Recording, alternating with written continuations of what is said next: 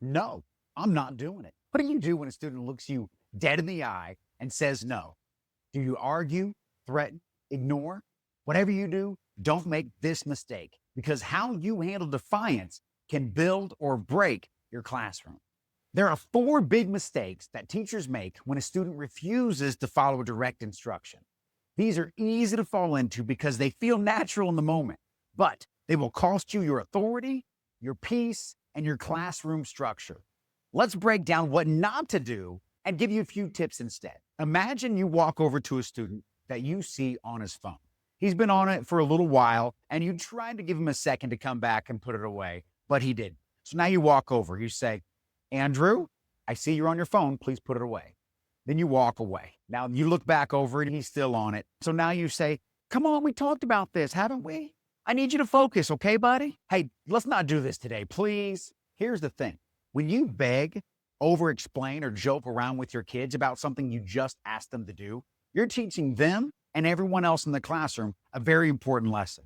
Namely, they are the ones in charge of your classroom. Instead, say their name, say because you, and then tell them what you're going to ask. Like this, Andrew, because you didn't put away your phone, I'm asking you to go put it in my desk.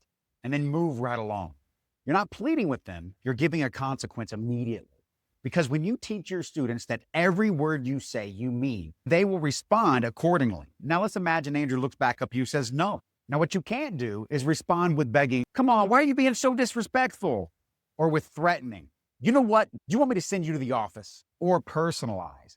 I can't believe you're doing this to me right now. Here's the truth. Power struggles grow when you react emotionally. You give your authority away. Instead, respond with calm firmness and emotional distance. Create some room between their emotions and yours. Instead, you're going to repeat the same consequence until it's followed through. Say this, Andrew, because you didn't put away that phone, I'm asking you to go put it in my desk, and move on.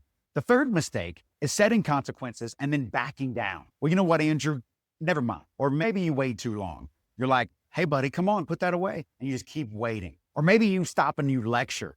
Hey, buddy, remember I've told you about this. We're supposed to respect one another in this classroom, and we have to do this. And don't you know that I'm supposed to teach you, and I'm supposed to make sure that you understand? And how are you going to know how to do all these things? Now you're asking the student to understand your point of view.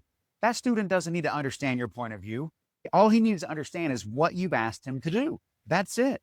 Don't make it more complicated than it needs to be, because you're not asking, you're telling. And yes, there's a difference, and yes, it's okay. And the worst thing you can do is just let it slide. Pretend you didn't say anything at all. That right there teaches those kids that you don't mean what you say. Anytime you speak, you have to follow through on the consequence. The fourth mistake is that you've made it me versus you.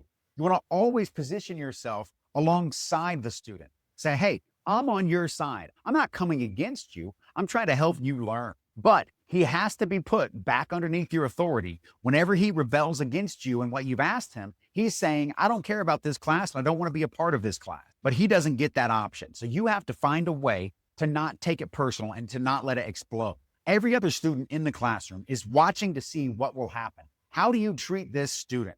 Are you fair? Are you polite? Are you a model for how every student should be treating each other? You certainly don't want to say things like, if he don't put this away, everybody's in trouble. You don't need to do all that. It's enough that he gets in trouble. You don't have to bring everybody else into it because you feel like you have no power. You have the power. All you have to do is learn how to use it. Instead, take away any sort of privilege that you have already given to him.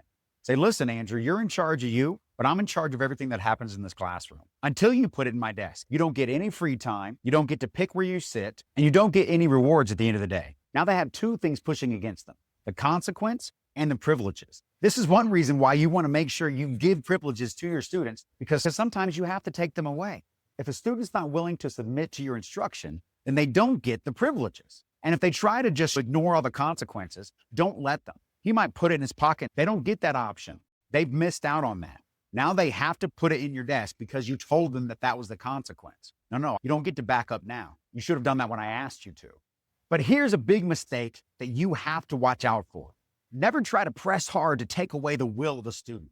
Keep them in charge of themselves. Instead, you always want to try to find a way to restore the relationship. Remind them it's the behavior you don't like, not then. So because they did that, they still can have the privileges. You see, you needed a humble heart. And now that they've done that, all the privileges can return. Every classroom leader faces defiance at some point.